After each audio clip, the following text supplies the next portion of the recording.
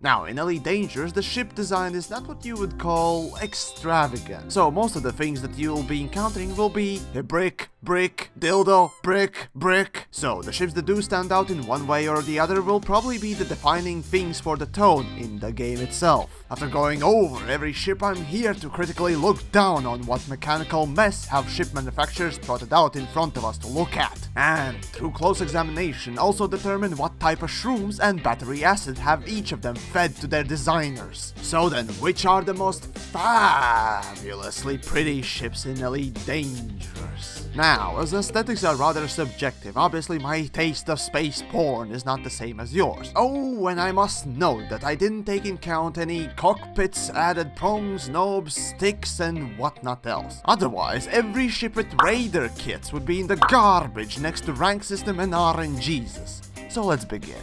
Number 5. Now, ever since the beginning, I looked forward to picking up the tough little piggy, the gunboat, the duck machine, the Federal gunship.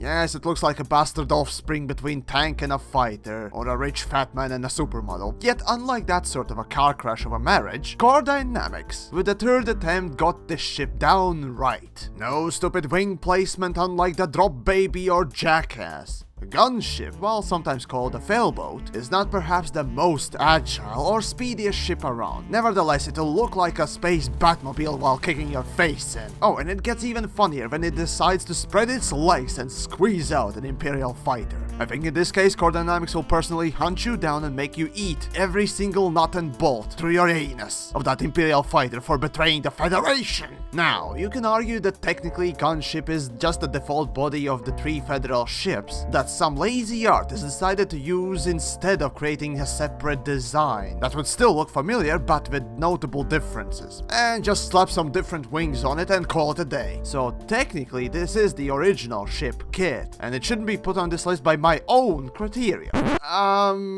Number 4. The Orca. Yes, the glorious space dildo takes the 4th spot for being the more or less the original poster child exploited by its parents, the South Kruger, for cynical money. And now the poor thing will never live down the shame, much like any other white trash child beauty pageant competitors. Now, why then is this ship so low? Well, on the surface at the time, yes, the ship was unlike any other one with the streamlined surface and was thought of as a luxury, not a combat or utility thing. In a way, you can compare the ship to early supercars of mid-1900s like Bentley Speed 6 or Jaguar E-Type. For the time, it was quite unique, but now it looks kind of quaint. All that you can blame on Gutamaya, really. All the attributes of Orca are, well, mild and simple. Those small fins, overall smooth shape. Aside from penis design, only unique bit that South Kruger excels in is heat vents, which are like saying, "Oh hey, that anus sure does look nice!" And the tinted windows for that added privacy for your intense roleplay nights, which yours truly does use for some great conquests of Nibbletonia castles. Ah yes, it's a good day when one of your party members decide to stuff his head into bag of holding and suffocates. Isn't D&D the best? Number 3. Okay, let's play a game. I say a word, you tell me what's the first thing that comes to your mind. Space. Station. Stupid. Fighter.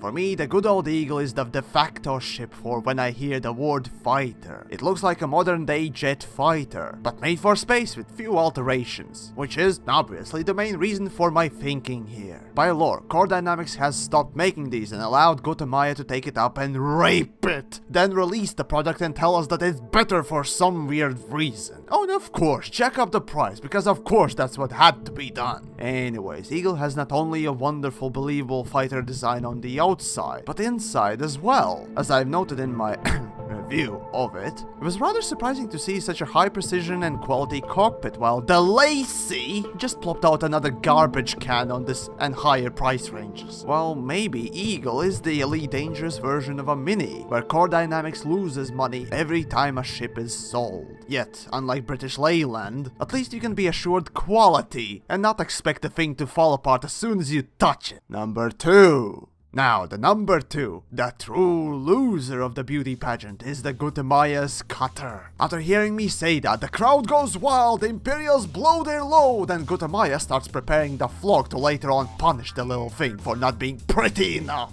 Aren't pageants fun, kids? But seriously though, all the other Imperial ships from Gutemaya were not listed here due to following reasons. Imperial Eagle, cram more stuff on it. Yay, ugly pontoons. Courier, whee, look at the Banana X-Wing wannabe. And Clipper, have you heard of the leg day? Also, have you heard of the Neanderthalic forehead? Well, here, have 2 of them. As for the Cutter, well, my only gripe with the ship is that the cockpit looks a little awkward from outside, but other than that, the shape and all the proportions are just right, unlike with the Clipper. And for that, the Cutter is absolutely magnificent. I talked about Gutemaya being out there with the ship designs, and this is true. Every ship in Gutemaya lineup is outrageous in the fashion, and this really does remind me of how super and hypercars are made. Are they practical? Nope. Are they stupidly gorgeous? Yes.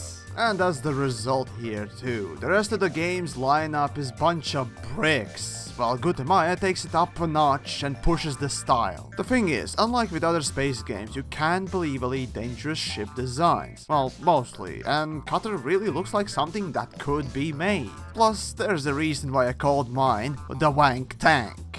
Cutter! Number 1.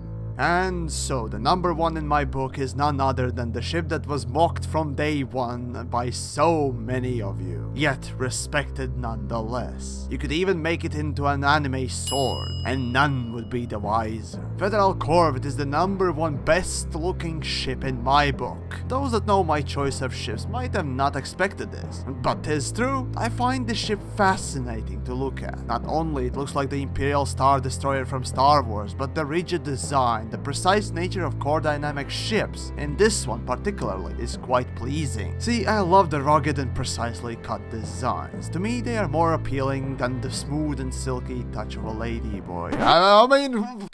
My favorite car in the whole world is R34 Skyline for pretty much the same reason. Though when it comes to Corvette's cockpit, core dynamics, who was the idiot who bolted the 3rd pilot seat behind the damn support strut? Seriously, this is like the level of incompetence of Lakon cockpit making mixed with DeLacy styling. Still, you might say, well hey, you little crap, what about Anaconda? It has the similar things you described. Yeah, I'd like to strangle every single one of you with those loose wires in Conda's cockpit for saying that. To me, Anaconda is synonymous to word liar. They put up a pretty top facade and let the bottom just hang out, like some sort of Scot with a kilt that's too short.